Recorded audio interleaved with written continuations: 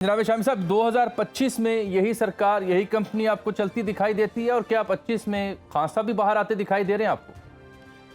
मैंने जो इंतखाबात के हवाले से बात की है, जी मैंने ये नहीं कहा कि 2024 के इंतखाबात कोई बहुत मयारी हुए हैं या मसाली हुए हैं। बिल्कुल ठीक। मैंने कहा है कि पाकिस्तान के इंतखाबात में धांधली के इल्जामात लगते हैं, कभी कम कभी ज्यादा, लेकिन सिर्फ 1977 का इंतखाब ऐसा था जिसे अपोजिशन ने यकसर तस्लीम नहीं किया। ठीक। तो जब अपोजिशन वो इंतखाबात पर एतराज करने के बाद ऐवान में दाखिल हो जाती है और अपना किरदार अदा करना शुरू कर देती है, हाँ, तो वो उसकी तो फिर जो इल्जामात की नौइयत जो है उसकी संगीनी कम हो जाती है। दुरुस्त।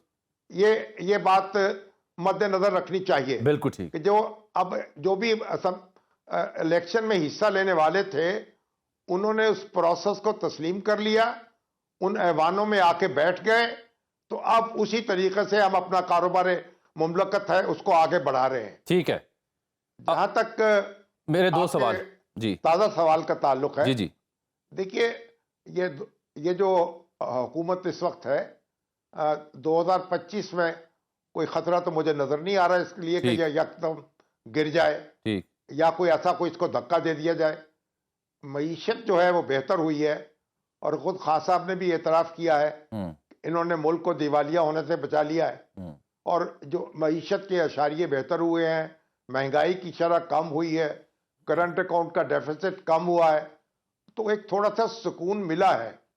अब सियासी महाज पर भी पेशरफ्त हो रही है, बातचीत जारी है, तो मुझे कोई ऐसी सूरत नजर नहीं आ रही कि ये हुकूमत जो है इसको कोई ऐसा खतरा दरपेश हो कि ये अचानक जमीन बोझ हो जाए। खान साहब के बारे में मेरा सवाल दूसरा था। देखिए खान साहब के बारे में उनकी जो रहाई है, ये मैं तो उसके लिए दुआ कर सकता हूं या आरज़ू कर सकता हूं।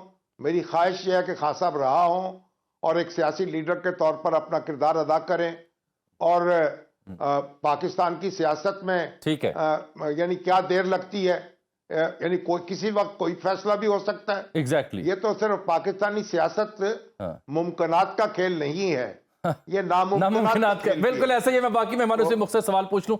जनाब न्याय साहब मुख्तसर ये बताएं, कंपनी यही चलती दिखाई दे रही है और क्या खान साहब आपको अंदर दिखाई दे रही है बाहर? कंपनी तो यही चलती रहेगी, क्योंकि पहले तो कोई ऑप्शन होती थी कि इमरान खान साहब को थपकी दे के नवाज शरीफ पे छोड़ दिया, बेनज़ीर को थपकी दे के नवाज शरीफ पे, नवाज शरीफ को उन पे, तो क्योंकि अब वो निज़ाम किसी वजह से तितर बितर है। ठीक है। मुझे ये ख्याल है कि मैं सिर्फ शामी साहब की बात में ऐड कर दूं कि अगर अगर अगर अल्लाह और अल्लाह करे हो जाए, अगर सारी सियासी जमातें बशमूल इमरान खान सारे मिलके एसोसिएशन मिलके आज 3 साल के लिए एक कौमी हुकूमत बना लें और कुछ अरसे के लिए अपने ग्रीवेंसेस जो है या अपने खिलाफ जो केसेस हैं एक दूसरे के खिलाफ, वो 3-4 साल के लिए मुअत्तल रख के, मैं ये नहीं कहता हूँ कि किसी ने जुर्म किया तो उसको छोड़ दिया जाए, उसको बेशक हिसाब किताब लें, तो मुझे ये एक वाइज सोल्यूशन है। इसके अलावा आप जितने मर्जी मंत्र आजमा लें, पाकिस्तान बहरान से नहीं निकल सकेगा। बिल्कुल ठीक है। हबीब साहब, कंपनी यही चलेगी? जी, इस कंपनी में ताकत ही बड़ी है। इस कंपनी की उसकी वजह यह है कि सियासी ताकत तो उसमें कम है, लेकिन दीगर ताकतें इसके अंदर हुलूल कर चुकी हैं। इस वजह से आसमानी ताकतों के जोर पर ये कंपनी तो चलती रही। आपके इस्तारे लाजवाब है।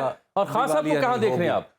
खान साहब मुझे अब ज़्यादा देर जेल में रहते हुए दिखाई नहीं दे रहे। उसकी वजह यह है कि जो इंटरनेशनल प्रेशर्स हैं वो भी बढ़ते चले जाएंगे। पाकिस्तान का चेहरा टार्निश हुआ है पाकिस्तान के अंदर, जिस तरीके से हमने अपने साबिक वज़ीर आज़म के साथ जो सलूक किया है, और ये हमारी चूँकि हमारा मामूल भी यही है, और अब दुनिया के अंदर ख़बरें बड़ी तेज़ी से फैलती हैं। ट्रंप की आमद है, इसके अलावा पूरी दुनिया हमारे ऊपर नज़रें जमाए बैठी है। तो लिहाजा मुझे अब ऐसा लग रहा है कि इंटरनल को तो शायद किसी भी तरीके से पांव तले रौंदा जा सकता है। एक्सटर्नल प्रेशर्स हम आमतौर पर। शामी साहब, जब दिसंबर ख़त्म हो रहा है, 2024 ख़त्म हो रहा है, तो कुछ दिन पहले मैंने देखा कि तर्जुमान पाक फ़ौज की प्रेस कॉन्फ्रेंस थी। उन्होंने मुज़ाकरात का अमल जो शुरू हुआ पीटीआई और हुकूमत के बीच, उसको खुश आइंद करार दिया। तो यही एक हौसला अफजा नुक्ता है जिसे लेकर हम अगले साल दाखिल हो रहे हैं। तो ये मुज़ाकराती अमल क्या वाकई नतीजा खेज़ साबित हो सकता है اور اس سے جو 2024 کی تلخ یادیں ہیں وہ کم کرنے میں مدد ملے گی؟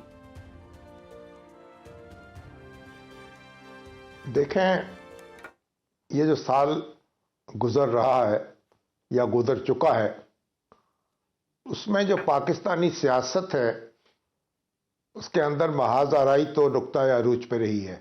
جی، اپوزیشن اور حکومت کے درمیان جو تعلقات ہیں وہ پاکستان میں بہت کم ایسا عرصہ گزرا ہے کہ مثالی رہے ہوں، ٹھیک، لیکن یہ جو تعلقات کی خرابی ہے وہ انتہا کو پہنچی ہے، اور 26 نومبر کو جو کچھ ہوا وہ بھی آپ کے سامنے ہے، اور اس کے جو اثرات ہیں وہ بھی ہماری پوری اجتماعی زندگی محسوس کر رہی ہے۔